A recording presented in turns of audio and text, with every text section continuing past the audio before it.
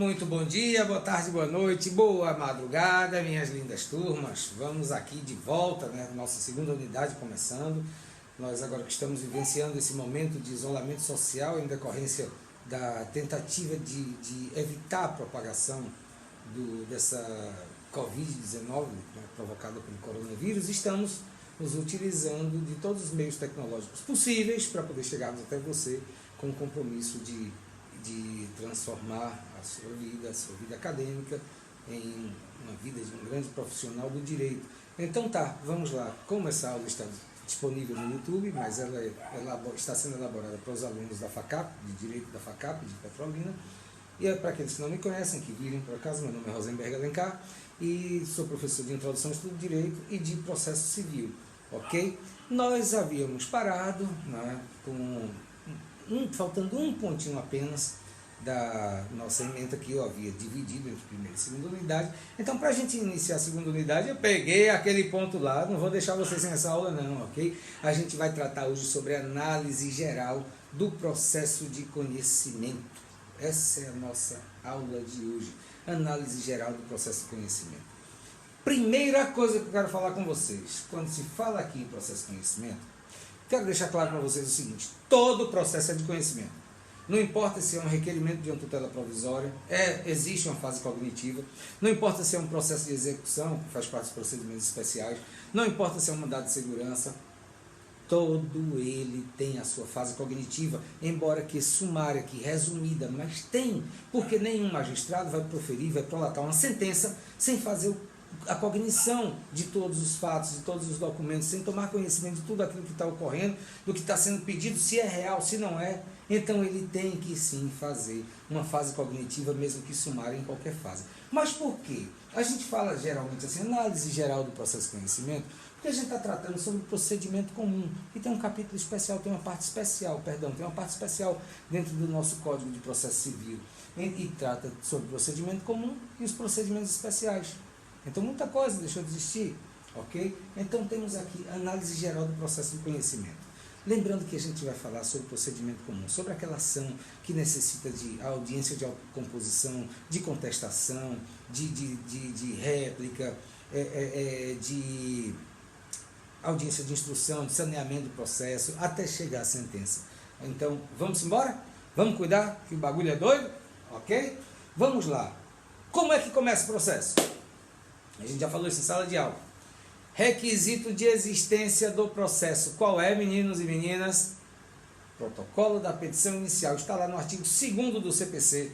Protocolo da petição inicial. Protocolou a petição inicial, existe processo. Já sai logo o número dele lá, sua identidade. Ok? Então, tá. Diz o artigo 2º. Processo se inicia com o protocolo da petição inicial e se desenvolve por impulso oficial. Aí vocês entendem o que eu falei, que nós já conversamos em sala de aula, ok? Então tá, mas para redigir a petição inicial, você tem todos os requisitos que estão dispostos lá no artigo 319 do CPC, que a gente vai estudar, que seria nosso primeiro ponto da segunda unidade, a gente vai estudar na próxima aula, beleza? Então tá lá, endereçamento ao juízo, qualificação das partes, autor e réu, nome completo, prenome, sobrenome, se vive em união estável, se é casado, se é solteiro, divorciado, viúvo, o que ele é, ok? Endereço completo, CNPJ, CPF, vem lá um monte de coisa e uma grande novidade, que é o que a gente vai falar já, quando chegar aqui nesse pontinho, que é a opção da realização de audiência de autocomposição ou não, perfeito? Mas vamos embora. O que é que você pode requerer nesse processo? Nessa petição inicial. Você tanto pode fazer uma petição que vai seguir toda a fase cognitiva normal, com a citação para audiência de autocomposição, contestação, réplica e por aí vai, como você também pode inserir nela os requisitos de tutelas provisórias que estão dispostos a partir do artigo 294 ao 311 do CPC, divididos da seguinte forma: as tutelas de urgência, que podem ser antecipada ou cautelar, elas estão lá até do 300 ao 310. Então, todas as suas qualificações, todas as suas possibilidades estão descritas nesses artigos. A gente não vai ver isso agora, porque isso é estudado em Processo Civil 5, de acordo com a ementa da nossa FACAP, e é só no 8º período de Direito. Beleza? Com fé em Deus a gente se encontra por lá. Perfeito? Espero que sim. Juntos e abraçados. E tem também a tutela de evidência, que é uma inovação do CPC. É quando o direito é tão claro, tão claro, tão claro, tão claro, tão claro, que a urgência nem importa. A evidência é muito grande. Então, nem importa a urgência. É evidente. E aí o magistrado já decide com base na sua evidência. Ou não, né? Como dizia Caetano. Mas são os requerimentos que você pode fazer além dos normais, dos pedidos normais. Causa de pedir, pedidos, tudo que o magistrado vai analisar. Feito o protocolo da petição inicial, vai haver o juízo de admissibilidade. Rosenberg, o que é isso? Nada mais é, meninos, do que a análise inicial. Se tudo que você está requerendo naquela petição inicial está correto, se há legitimidade de partes, se há interesse processual, se a causa de pedir está correta, se os pedidos estão corretos, se há compatibilidade entre os pedidos, a conexão nem importa mais tanto, os pedidos podem não ter conexão, mas desde que sejam compatíveis. Então, se está tudo perfeito. Tivesse tudo perfeito, vai seguir esse caminho. Mas vamos começar pelo caminho mais curto, não é? Só para a gente poder eliminar e não ter que voltar. Vamos supor que o magistrado, na hora que analise a sua petição inicial, ele identifique algumas questões ineptas. E o que é inepto, Rosenberg? Inepto é inapto. Significa dizer que a sua petição não possui aptidão para ser processada, julgada, apreciada pelo magistrado. Ela precisa de uma emenda. E quando se fala em emenda é porque algo está quebrado, algo quebrou. E quando algo quebrou, precisa ser emendado para que possa surtir os seus efeitos, ter a sua utilidade devolvida. Se possível, claro, se possível. Então, sendo possível, para que não haja um indeferimento da petição inicial, está lá no 330 do CPC, o magistrado vai intimar a parte para que ela possa emendar. Emendou, beleza. E outra grande vitória nossa. Grande vitória nossa. Isso é o que é uma maravilha de um código feito por advogados. Grandes juristas e muitos advogados. E grandes advogados, hein? O Santo Didier, com a sua equipe, claro, introduziu o artigo 6º do CPC, que fala o seguinte: o princípio da cooperação dos sujeitos do processo e não das partes, dos sujeitos do processo. O que isso quer dizer, Rosenberg? Que lá no CPC de 73, quando o magistrado verificava alguma questão de inépcia da petição inicial, sabe o que era que ele fazia? Ele endoidava a cabeça do advogado, ele simplesmente dizia: intime o advogado para no prazo de 5 dias emendar a inicial. O cabo ficava maluco, botava a mão na cabeça, se desesperava e dizia: meu Deus do céu, mas eu passei 15 dias redigindo essa petição, para mim ela está perfeita, está maravilhosa, a coisa mais linda do mundo, parece até com o meu filho, eu não tenho ainda. Mas aí o advogado ficava louco, porque ele não sabia o que era, a não ser que fosse algo muito claro. Só que o princípio da cooperação das partes colocou o juiz hoje, dos sujeitos do processo, colocou os magistrados hoje numa situação em que eles são obrigados a cooperar para o desenvolvimento do processo, para o bom andamento do processo. E diz, sabe o quê? Que quando ele determinar a emenda da inicial, ele tem que dizer onde é que está quebrado, papai. Ele tem que dizer qual é a quebra, qual é o defeito, qual é o motivo de inaptidão, de inépcia da petição, que pode causar o seu indeferimento e, consequentemente, a sua extinção sem resolução de mérito. Ele é obrigado a dizer isso agora. Ele tem que informar qual é a razão da inépcia. Olha só que coisa mais linda, não é? Isso dá até, todo arrepiado só de ver isso aí. Porque isso colocou todo mundo como colaboradores, como cooperadores dentro do processo. Mas vamos lá. Intimou a parte. Através de quem? Do seu advogado. Toda intimação, primeiramente, para o advogado. Aconteceu a intimação. O advogado quedou-se inerte, silente, não fez nada. Aí o magistrado intima a parte, pessoalmente, né? Manda intimar. O oficial de justiça vai lá, intima ele, tem aqui essa questão. A parte foi lá, procurou o advogado, também continuou inerte, ou não procurou o advogado, não falou nada de intimação, nem nada. O que é que acontece? Extinção sem resolução de mérito. E aí, acabou-se? Não. Quando é sem resolução de mérito, que está previsto lá no 485 do CPC, você tem a oportunidade de sanar aqueles problemas e propor novamente a demanda, fazer com que ela possa ir agora toda redondinha para o magistrado, para que ela possa ser apreciada, processada, julgada e principalmente recepcionada logo de cara. Ok? Mas vamos supor que haja a improcedência liminar do pedido que está descrito no 332. Antes que eu esqueça, deixa eu dizer o seguinte. Alguns dos artigos que estão mencionados nesse fluxograma que a gente vai desenrolar, desenvolver a partir de agora, vai destrinchar todinho, alguns dos artigos mencionados, e apenas partes deles, na maioria das vezes, eu trago em um slide paralelo. Então, ocasionalmente eu farei, mudando o slide do fluxograma, para o slide da legislação do fluxograma, ok? É o nosso caso aqui agora. Então, falando da extinção do processo, 330, o 330 nos diz que petição inicial será indeferida quando for inepta, a parte for manifestamente legítima, o autor carecer de interesse processual e por aí vai. Além desses incisos, tem mais um monte de coisa desse parágrafo, ok? Perfeito? Então, é isso aí. Voltando aqui para o nosso fluxograma, nós temos a questão da improcedência liminar do pedido, que está lá no artigo 332 do CPC, que já nos diz, olha, caso de improcedência é bem mais grave, porque é improcedência, é liminar. Ele apreciou aquela cognição sumária, olhou ali e disse, meu Deus, acabou-se, ele não tem para onde ir, eu não tenho nem como julgar, como apreciar, mandar citar outra parte, porque é improcedente o seu pedido. E quando é que o pedido é improcedente? E ele já vai direto ser julgado, apreciado, sem nem haver a citação da outra parte, na maioria das vezes. Nas seguintes situações descritas no 332, que ele começa dizendo o seguinte, nas causas que dispensem, a fase instrutória, o juiz, independentemente da citação do réu, julgará liminarmente improcedente o pedido que contrariar enunciado de súmula do STF ou do STJ, acórdão proferido pelo STF ou pelo STJ em julgamento de recursos repetitivos, entendimento firmado em IRDR, que é incidente de resolução de demandas repetitivas, e enunciados de súmulas dos tribunais locais, sobre direito local, ok? Do tribunal sobre direito local.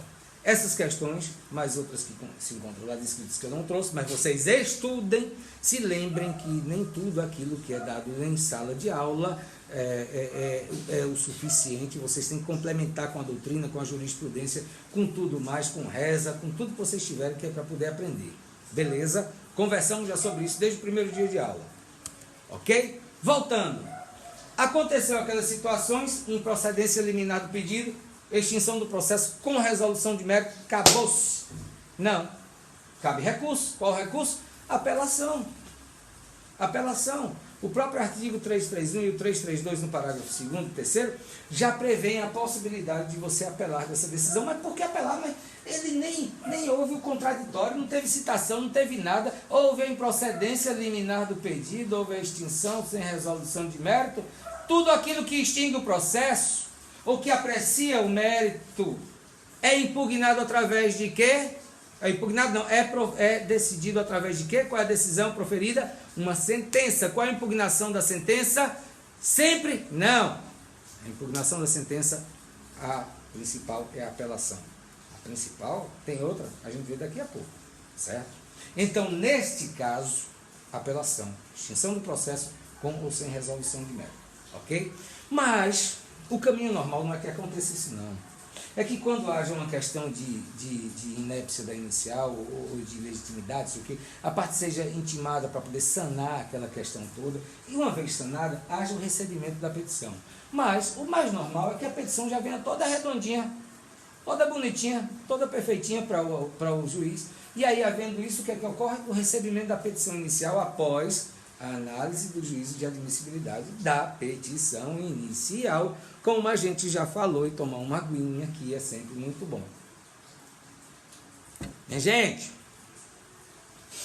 uma vez que o juízo receba a petição inicial, seu primeiro passo vai ser realizar a citação do réu, que está lá no artigo 238 do CPC. O que é citação? É o ato pelo qual se convocam o réu, o executado e o terceiro interessado a quê? A ingressarem no processo. E ingressando no processo, havendo a citação, requisito de existência da petição inicial, protocolo da petição inicial, não, perdão, requisito de existência do processo, protocolo da petição inicial, artigo 2º, requisito de validade do processo, que é diferente de existência, citação válida, artigo 238, ok? Adiante. Na petição inicial, uma das suas inovações é que a parte é obrigada a dizer se quer ou não a realização da audiência de autocomposição. E o que é isso, Rosenberg? É audiência de conciliação ou mediação. E a arbitragem? Não! A arbitragem não! A arbitragem é outra situação.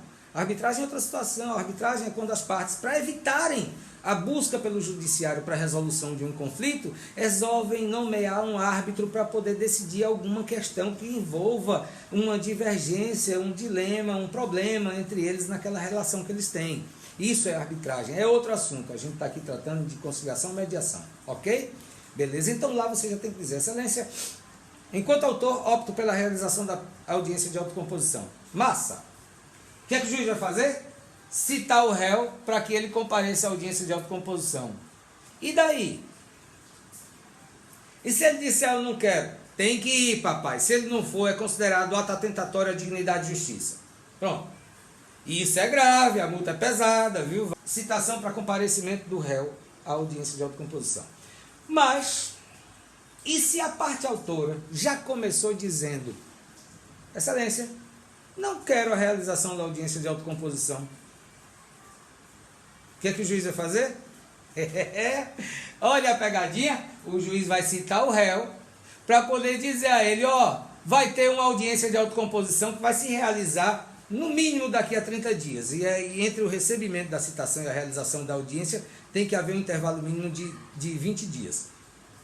Perdão, o Código estabelece esses prazos aí como mínimos, mas os magistrados, pela própria prática, por tudo, como o principal meio de citação hoje é a via postal, e isso tudo pode atrasar um pouquinho. A gente conhece os Correios brasileiros desde 2014, como se tornaram, então praticamente sofridos demais. Então o que é que acontece?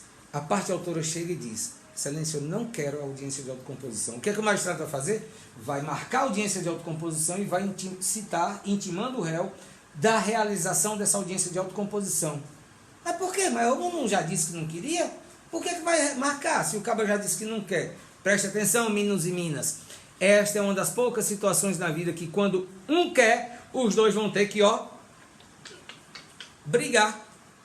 Os dois vão ter que brigar, discutir, debater, não necessariamente brigar, tá? Me entendam. Mas é uma situação que quando um quer, os dois brigam, os dois discutem, os dois debatem, os dois vão tentar. Então, por que ele vai fazer isso? Porque um querendo, a audiência vai ter que se realizar. E se a parte ré quiser, basta ela se manter inerte e comparecer à audiência. Se ela não for, ou se a parte autora não comparecer, também responderá por auto atentatório à dignidade e justiça. Sabe por quê? Porque na medida em que saiu a citação do réu com a intimação para a audiência de autocomposição, a citação para a audiência de autocomposição, também saiu uma intimação para o advogado do autor dizendo da realização dessa audiência. E esses intervalos, de no mínimo 30 dias com 20, da citação, se devem da seguinte forma. Se o autor disse, eu não quero audiência de autocomposição, e o réu foi citado para essa audiência, ele não querendo também, ele tem que ir até 10 dias da audiência de autocomposição, se pronunciar expressamente nos autos, dizendo que também não quer. Se ele quer dar silente, inerte, a audiência vai ter que se realizar e os dois vão ter que comparecer. O que faltar, responde por ato atentatório à dignidade da justiça. Beleza? Perfeito? Tá, Rosenberg. E se o autor não quiser? Ou melhor, e se o réu também não quiser? Ótimo. A partir daí começa para ele, sabe o quê? Prazo para contestar. Protocolou a petição dizendo não quero a audiência de autocomposição, No outro dia, no primeiro dia útil, subsequente, começa o seu prazo de 15 dias úteis para a apresentação da sua defesa. Perfeitamente? Ok? Mas e se houver audiência de autocomposição? Simples. Havendo autocomposição, extinção do processo com resolução de mérito. Mas com resolução de mérito, o magistrado não se pronunciou? Não, na audiência ele não se pronunciou, mas ele vai homologar, e a homologação de um acordo, de uma autocomposição, se dá através de uma sentença. Ok? Então, haverá a resolução do mérito, que é a homologação daquele acordo. Feito isso, resolveu. Não houve acordo, não houve autocomposição, não houve conciliação, não houve a possibilidade do mediador conseguir solucionar esse conflito. De imediato, no dia útil seguinte, inicia-se o prazo do réu para apresentar a sua defesa em 15 dias. Lembrem-se, prazos processuais, quase todos se resumem a 15 dias, são os prazos principais. Embarque de declaração e algumas manifestações são de 5 dias, a depender do magistrado, certo? E também pode haver, quando isso é prazo legal, esse prazo também é de 5 dias, isso aí a gente já estudou um pouco mais atrás, não vamos entrar nessa conversa. Se houver na contestação, pode haver uma coisa chamada reconvenção. A gente vai estudar o que é reconvenção quando tratar de petição inicial e de defesa do réu, ok? Hoje, o que basta para vocês entenderem o que é reconvenção é o seguinte. O autor fez aqui pedidos contra o réu. Vamos imaginar um acidente de trânsito. O autor disse lá, olha, José bateu no meu carro, excelência, e os meus danos foram esses. Ele furou o sinal vermelho. Aí, José é citado, a audiência de autocomposição, não faz composição, ele apresenta a defesa dele, dizendo que não foi assim, não sei o quê, porque, na verdade, quem furou o sinal de trânsito foi João, não foi José. Aí José vai lá e faz uma reconvenção dentro do próprio corpo da contestação. Ele vai redigir um tópico chamado da reconvenção, que isso também é uma maravilha, uma forma de, inclusive, economizar tempo, trabalho e dinheiro das partes, perdão. Por quê? Porque antes a reconvenção era um processo autônomo. Olha que negócio sem sentido. O CPC de 73 era muito louco, meu irmão, era muito louco. Aquele negócio ali era amarrado, e graças a Deus está amarrado em nome de Jesus, bem longe da gente. O CPC está uma maravilha de se trabalhar. Então, hoje a reconvenção é um tópico. Quando em matéria preliminar também, antigamente, quando você questionava o valor da causa, você tinha que mover uma ação. Hoje você faz a impugnação dentro do corpo da própria petição. Olha só que bênção, que maravilha. Aí, na reconvenção, José vai dizer, excelência, como já narrado anteriormente, o que aconteceu foi que João furou o sinal vermelho, e ele quem colidiu no meu carro, olha as fotos, olha os laudos, olha isso, olha aquilo, não sei o que, então eu requeiro também contra José todos esses danos que ele me causou. E aí ele vai atribuir um valor àquele pleito dele e tudo mais. Vai pagar custas? Não vai ter pagamento de custas não. Porque está dentro do corpo da contestação e as custas já foram pagas, ou não, se for caso de gratuidade, lá no protocolo da petição inicial. Entendidos o que é reconvenção? Resumidamente, beleza. Pode haver também a exceção de incompetência, que é relativa ou absoluta, e devem ser apresentadas na própria contestação em sede de preliminar. Ok? Entendidos? Pronto. Contestou. Vamos mais uma vez seguir o caminho mais curto? Bora? Deixa eu olhar quanto tempo. 24. Daqui a 5 minutos a gente para, terminar só esse slide para a gente continuar. São 9. Estamos no 5º. Ok? Julgamento conforme o estado do processo. Pode acontecer julgamento antecipado de mérito. Por que, Rosenberg, que o processo está todo bonitinho? Então, o que é que nos diz? Olha, julgamento conforme o estado do processo. Haverá extinção do processo com ou sem resolução do mérito, sem resolução, com resolução do mérito, de acordo com os artigos 485 e 487 do processo. Isso é o julgamento conforme o estado do processo. Por quê? Porque o processo já amadureceu. Amadureceu com a apresentação da contestação. Não há mais nenhuma outra prova a ser produzida. Não tem a necessidade de se fazer uma instrução, não tem a menor necessidade de se fazer absolutamente nada. Então, ele pode extinguir o processo, porque o processo já está maduro. Não tem mais necessidade nenhuma de produção de prova, de absolutamente nada, então vai haver a extinção do processo. Sem ou com julgamento de mérito. A contestação, a inicial, trouxe elementos suficientes para a propositura da ação, a contestação complementou tudo, casou. Não há mais necessidade de nada, processo maduro. Julgamento antecipado do mérito. Julgamento conforme o estado do processo, perdão. Mas aí também pode acontecer o seguinte. Pode haver o julgamento antecipado do mérito. justamente quando não houver a necessidade de produção de outras provas. E ainda tem uma outra questão que pode acontecer. Lembram quando eu falei lá atrás? Lembram quando a gente falou lá atrás? Ué, só apelação? E eu disse, não. Beleza, vamos lá. Pode haver o julgamento antecipado e parcial do mérito, de acordo com o artigo 356 do CPC. Vamos ver o que ele diz? 356 do CPC, cadê você? Aqui. O juiz decidirá parcialmente o mérito quando um ou mais dos pedidos formulados ou parcelas deles se mostrar incontroverso ou estiver em condições de imediato julgamento nos termos do artigo 355. Ok? Beleza? O que nos diz o 355? O juiz julgará antecipadamente o mérito, o pedido, proferindo sentença com resolução do mérito quando não houver a necessidade de produção de outras provas, o réu for revel, ocorreu o efeito previsto no 344, que você vai ver lá o que é, revelia, e não houver requerimento de prova na forma do 349. Ok? Vamos lá. Vai extinguir o processo parcialmente, porque ele vai julgar parcial e antecipadamente o mérito em relação a algumas coisas, podendo o processo prosseguir em relação a outras. Só que é uma sentença. A gente falou que quem põe extinção no processo é uma sentença? Sim.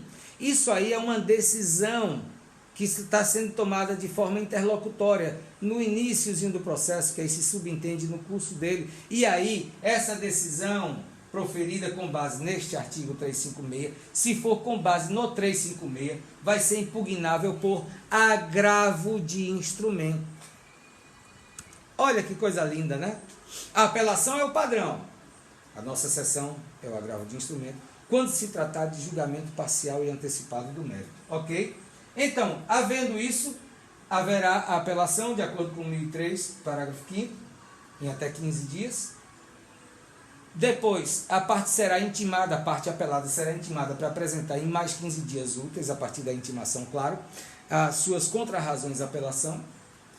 O magistrado de primeiro grau vai se limitar apenas a receber o recurso e as contrarrazões e encaminhar para o segundo grau, não profere nenhum juízo de admissibilidade, o que era até ridículo no CPC antigo, porque quem vai julgar o processo não é o segundo grau, eles que têm que decidir se o recurso está admissível ou não, se atende ou não aos requisitos recursais, e não o magistrado de primeiro grau, não é ele quem deveria tomar essa decisão, porque ele não vai julgar o recurso, ok?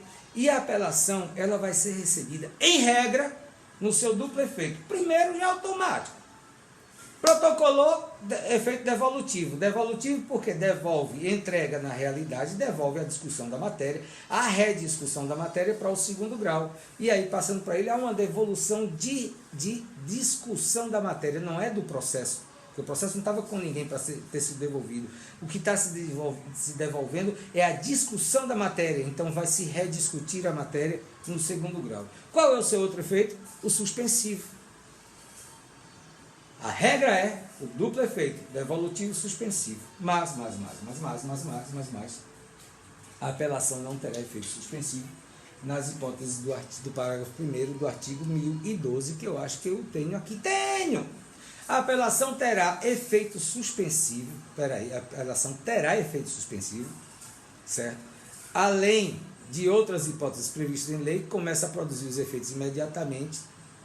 Perdão, a apelação terá efeito suspensivo. As exceções estão no parágrafo 1º, dizendo, além de outras hipóteses previstas em lei, começa a produzir efeitos imediatamente após a sua publicação a sentença que homologa a divisão ou demarcação de bens, condena a pagar alimentos, extingue sem resolução de mérito ou julga improcedentes os embargos do executado, julga procedente o pedido de instituição de arbitragem, confirma, concede ou revoga a tutela provisória ou decreta a interdição. Então, aquela sentença que vai confirmar lá a tutela provisória, ela não tem efeito suspensivo.